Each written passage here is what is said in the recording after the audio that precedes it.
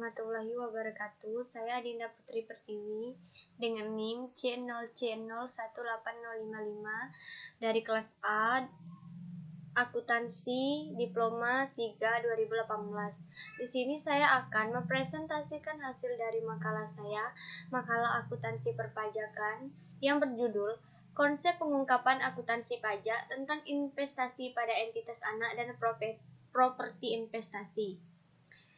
Berikut pengertian dari aset tetap. Menurut PSAK 2004, pengertian aset tetap adalah aset yang berwujud yang diperoleh dalam bentuk siap pakai atau dengan dibangun terlebih dahulu yang digunakan dalam operasi perusahaan dan mempunyai masa manfaat lebih dari 1 tahun.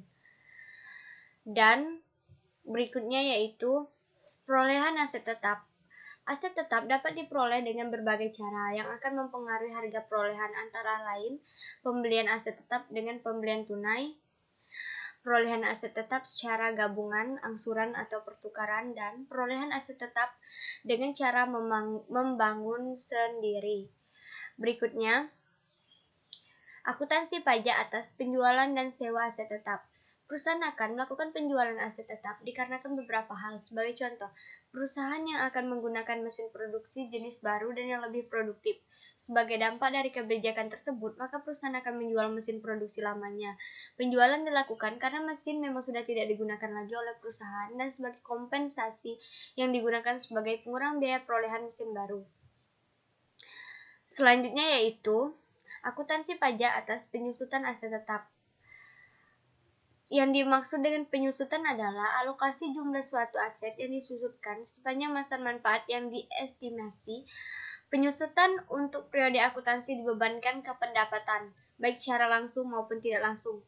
Ketentuan pajaknya yaitu dalam pengaturan penyusutan tersebut, persyaratan aset dapat disusutkan menurut ketentuan perpajakan. Yang pertama, harta yang dapat disusutkan adalah harta berwujud. Yang kedua, harta tersebut mempunyai masa manfaat lebih dari 1 tahun. Dan yang ketiga, harta tersebut digunakan untuk mendapatkan, menagih, dan memelihara penghasilan. Selanjutnya, akuntansi pajak atas penyusutan aset tetap. Diharapkan digunakan selama lebih dari 1 periode akuntansi dan memiliki suatu masa manfaat yang terbatas dan ditahan oleh suatu perusahaan untuk digunakan dalam produksi atau memasuk barang dan jasa untuk disewakan atau untuk tujuan administrasi penyusutan dan jumlah yang disusutkan. Selanjutnya, akuntansi pajak atas pertukaran aset tetap. Masalah yang timbul dalam perolehan aktiva tetap yang ditukar dengan aktiva tetap lainnya adalah sebagai berikut. Yang pertama, penentuan harga perolehan aktiva tetap yang diterima. Yang kedua, penentuan rugi laba dan pencatatannya. Dan yang ketiga, pemecahan masalah tersebut tergantung pada ada atau tidaknya transaksi kas yang terlibat dan jenis aktiva yang ditukarkan. Dan selanjutnya, akuntansi pajak atas revaluasi aset tetap. Revaluasi atau penilaian kembali aktiva tetap merupakan hal yang umum dilakukan oleh perusahaan. Revaluasi biasanya dilakukan apabila nilai aktiva tetap dalam laporan keuangan perusahaan tidak lagi mencerminkan nilai wajar. Hal itu dapat disebabkan oleh kenaikan aktiva tetap di pasar atau rendahnya nilai aktiva tetap yang disebabkan oleh devaluasi atau sebab lainnya.